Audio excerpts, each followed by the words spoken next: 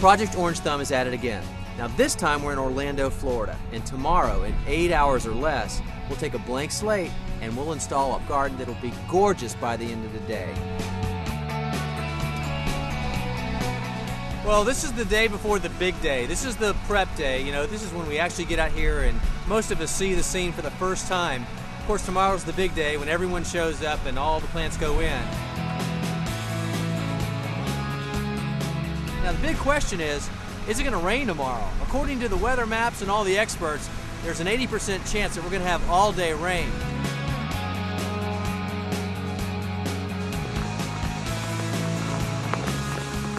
It's beautiful out here.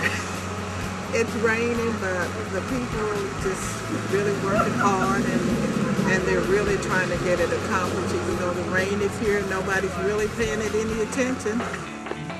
When we came here this morning, we saw, you know, not a whole lot more than a yard, and I think the amount of people that got involved and everybody kind of got together and through teamwork and a lot of hard work, we created a pretty nice space here. I think this garden came out really nice, and I think it looks great.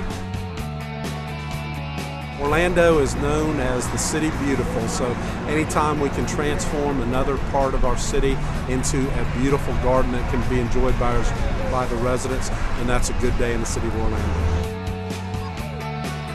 When I drew this plan up, you know, certainly I had to take into consideration where we were, Central Florida. There are a lot of wonderful plant choices here. So we selected a lot of native plants and plants that are typically used in landscapes in Central Florida because they look so good and require so little maintenance. We've got a nice mix of different textures, sizes, shapes, colors.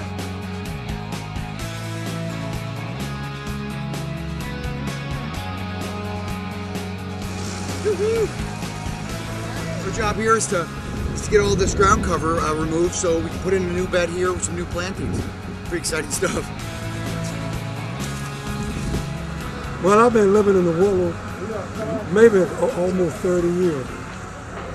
The Willows is fine. It's just like pretty much a lot of the neighborhood need some work done to get it back to where it should be.